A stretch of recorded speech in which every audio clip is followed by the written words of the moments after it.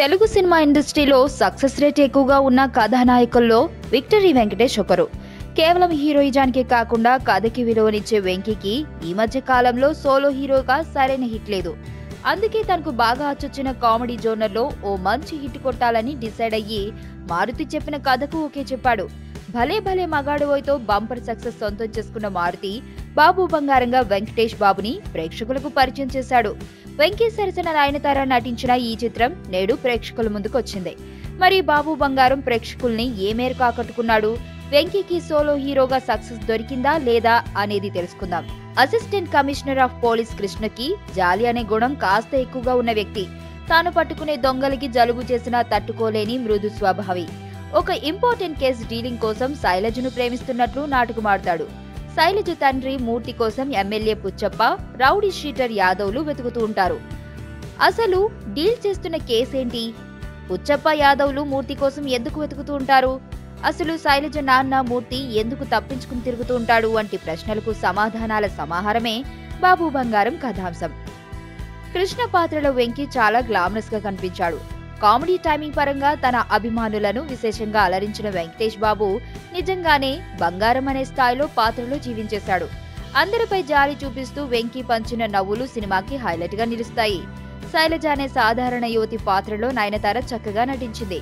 Costumes పరంగా మాత్రం సరికొత్తగా కనిపించి అలరించింది.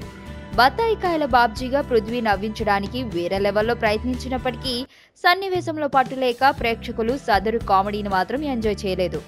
ఎమ్మెల్యే పుచ్చప్పగా పోసాని, మల్లేష్ యాదవ్గా సంపత్ల పాత్రలు కేవలం అలంకారప్రాయంగానే నిలిచాయి. వెన్నెల కిషోర్, బ్రహ్మాజీ, గిరీలు కూడా పోలీసు పాత్రలో నవ్వించడానికి విఫల యత్నాలు చేశారు.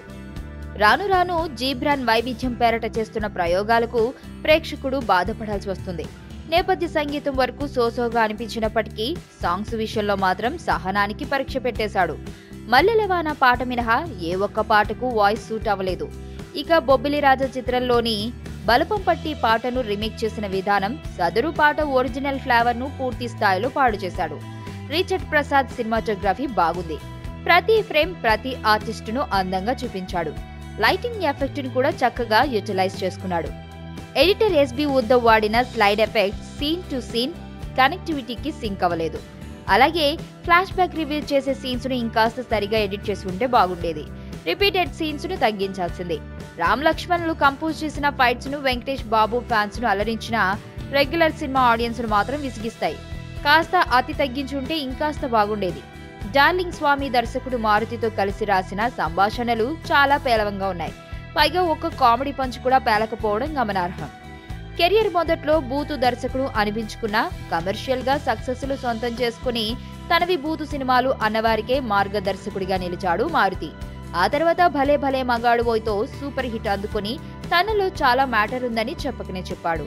బహుశా ఆ సినిమా చూసే మారుతికి అవకాశం ఇచ్చాడు వెంకటేష్. అయితే బాబు బంగారంతో వెంకటేష్ తనపై పెట్టుకున్న ఆశల్ని మాత్రమే కాక ప్రేక్షకుల అంచనాలను కూడా పాతాళానికి తొక్కేశాడు మారుతి. మరి స్టార్డమ్ మాయలో పడ్డాడో లేక దర్శకుడిగా తాను సక్సెస్ అయిపోయానని భ్రమలో మునిగి తేలుతున్నాడో తెలియదు కానీ కథా కథనాల విషయంలో తీసుకోవాల్సిన కనీస స్థాయి జాగ్రత్తలు కూడా తీసుకోలేదు. మూల కథను నాగార్జున నటించిన నిర్ణయం నుంచి స్ఫూర్తిగా పొందగా విలన్ చుట్టూ మ్యూజిషియన్లు ఉండటం అనేది మిస్టర్ ఇండియా, ఖతర్నాక్ సినిమాల నుంచి స్ఫూర్తి పొందాడు. ఇలా చెప్పుకుంటూ పోతే చాలా ఉన్నాయిలేండి. మొత్తానికి భలే భలే మగాడువోయ్తోయ్ భళారి అనిపించుకున్న మారుతి బాబు బంగారంతో బాబోయ్ అనిపించాడు. వెంకటేష్ సినిమా అంటే బీభత్సమైన కథా కథనాలు ఉండాలని ఎవరూ ఆశించరు. కాసిన్ని నవ్వులు ఆకట్టుకునే కథనం ఉంటే చాలనుకుంటారు. బాబు బంగారంలో లోపించినవి అవే.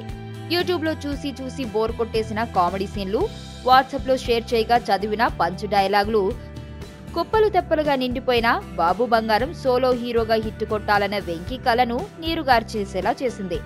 అయితే వెంకటేష్ వీరాభిమానులకు మాత్రం ఈ చిత్రం ఓ మోస్తారుగా అలరించవచ్చు. బాబు బంగారానికి మేమిచ్చే రేటింగ్ 2.25/5.